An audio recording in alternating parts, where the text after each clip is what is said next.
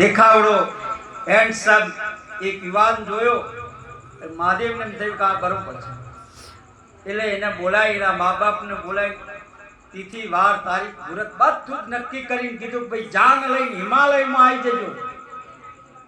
તમે વિચાર કરો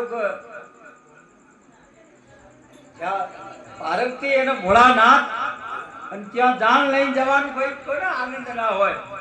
પેલા અમને તો ખુશીનો પાર ન રહ્યો. વાહ વાહ ભાઈ, સમજ્યા તમે બધા? એક મૃત્યુ નક્કી થયું. ભોળાનાથ ત્યાંથી આગળ ગયા તો બાજુમાં લેકાવાળા ગામ આવ્યું. મહાદેવને એમ થયું ત્યાં એક પાછું યુવાન છોકરો જોયો, સારો, પેલા કરતા સારો, હેન્ડસમ દેખાવનું. મહાદેવને એમ થયું પેલા કરતા વધારે સારો છે, કોને નક્કી કરવા દે, એટલે એને નક્કી કરે. વળી આગળ ત્રીજું ગામ આવ્યું. કયું આ બાજુ? ભુડિયા. ત્યાંથી વળી નક્કી કર્યો ત્રીજો. વળી આગળ જ્યાં વાહણા, એમ કરીને 4 મૂર્તિયા નક્કી કર્યા. સમજો બરાબર? અને 4 જોનો હિમાલય પર આવી, 4 જોનો એકી સાથે, અને કન્યા એક વાળા. પાર્વતીની શું દશા થાય કહો હારો? તમે વિચાર કરો શું દશા થાય. અને પાર્વતી કે અરે ભોળાનાથ, કે હા તમે તો ગજબ કરી નાખ્યો. કે કેમ? દીકરી એક, તમે મૂર્તિયા 4 કઈ રીતે જોયા? અને મારે કળાને પૂંખવાનું અને ના કને પાડવી?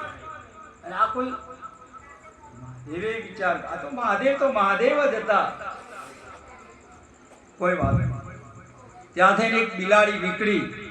મહાદેવે પાણી લીધું અને આમ કરીને આમ પાણી છોટ્યું, એટલે બિલાડીમાંથી કન્યા, એક કૂતરી નીકળી, પાણી છોટ્યું, એમાંથી એક કન્યા, એક કદાળી નીકળી, પાણી છોટ્યું, એમાંથી એક કન્યા. કેટલી કન્યાઓ થઈ?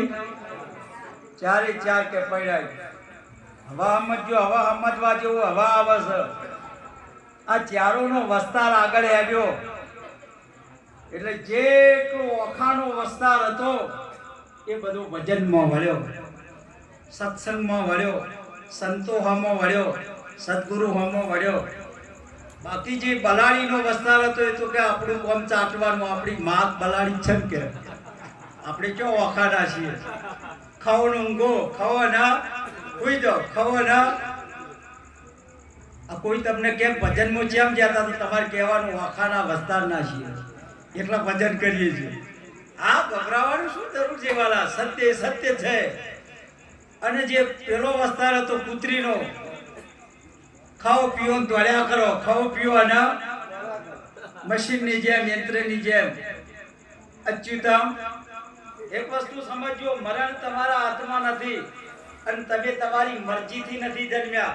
જો તમે તમારી મરજીથી જન્મતા હોત તો તમે રાજા મહારાજના ઘેર જ જન્મ લો. શું કરવા? પણ તમે આ ભજન તમારી મરજીથી થશે, પાપ પુણ્ય તમારી મરજીથી થશે, બાકી જન્મ મરણ તમારી મરજીથી નહીં થાય. એ તો એનો ખેલ બહુ ન્યારો છે.